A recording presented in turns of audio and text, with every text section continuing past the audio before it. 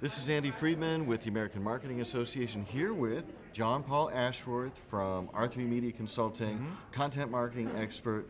One thing a lot of us have been thinking about lately is about the bubble in content marketing. More content than ever is being produced, but just the same amount of content is being consumed. So the question is, for content marketers, how can they make that impact that they've wanted with their content marketing approaches? Well, I think starting with the principles of content marketing, knowing your audience, knowing what you have to offer, and solving problems, obviously that's the baseline, that's key. But being contrasting and being different and providing more value and understanding that content marketing is the long game.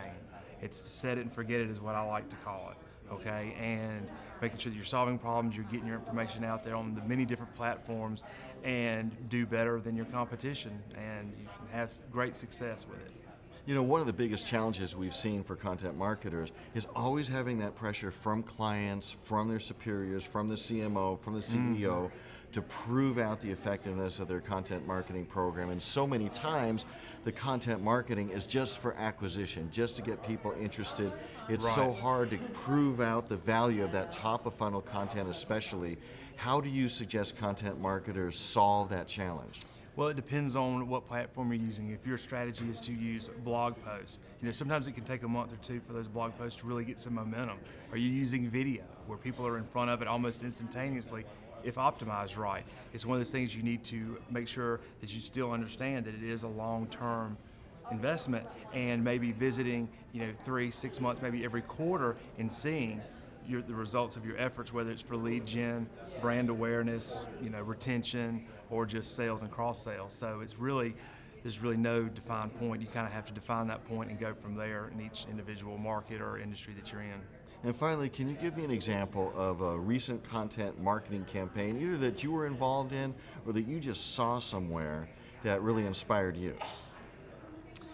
Yes, it's okay to mention the name. Yes, please. Okay, there's this company called Loom, and what they do is they have a Chrome plugin where you can just automatically create videos right there, and you can put that link into an email. Okay, well, the way they started marketing was, if I wanted to use it and I wanted access to the videos that I created, I'd have to share their service with somebody else, and when that person started to use it, and which it was free, then I was able to have more access to the videos that I created. Well, they've been sending me emails because obviously I opted into the service, and one thing they did that a lot of people aren't doing is they sent me a survey. Hey, we see you've been using the service. How can we better improve what we're doing? And I always love this because surveys, I think, are way underutilized. Just ask people what they want. And I responded and I said, look, I think you need to have a feature for people who just want to buy the service. Don't let me have to refer out, just to give me where can I pay and get it. And I said, that would be great. I understand that it's a good way to build your brand, but I think you should have that option.